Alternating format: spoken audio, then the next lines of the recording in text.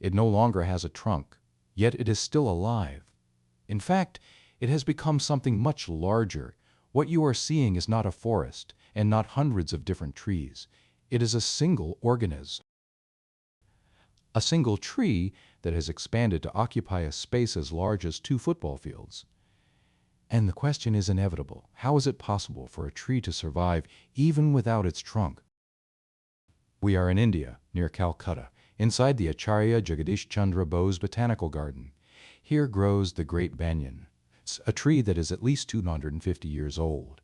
But its most surprising feature is not its age. It is the way it exists.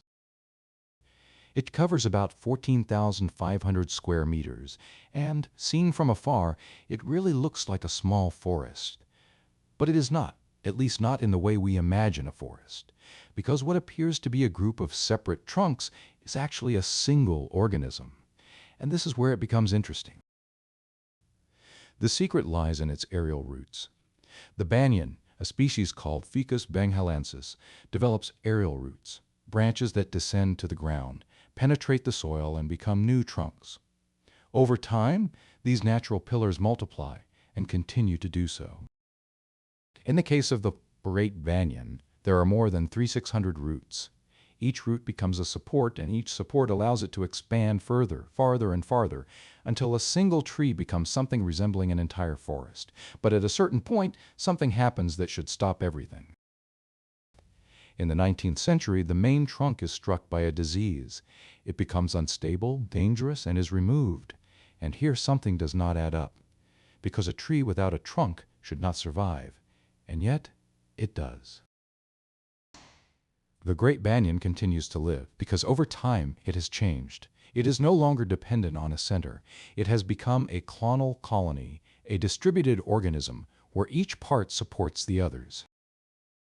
Walking under the Great Banyan at this point is an experience unlike any other tree. There is no center, no precise point from which everything originates. There is only a network, a distributed structure, almost invisible in its unity. You move among these natural columns and lose your sense of direction.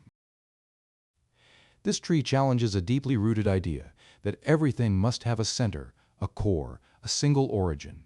Here, instead, life has spread out, and it worked. Around the tree, a road has been built, not to cross it, but to go around it. Because the Great Banyan continues to grow, slowly but without stopping, as if it had never truly finished expanding, and looking at it from the outside, it becomes difficult to understand where it ends or where it all began. A tree without a trunk, a forest that is a single plant. The Great Banyan is not just a botanical curiosity. It is a form of life that has found another way to exist, no longer vertical, no longer centered, but distributed, interconnected. And perhaps, looking at it, it becomes natural to ask, how many things, in nature and also in our lives, do not really need a center to continue to exist?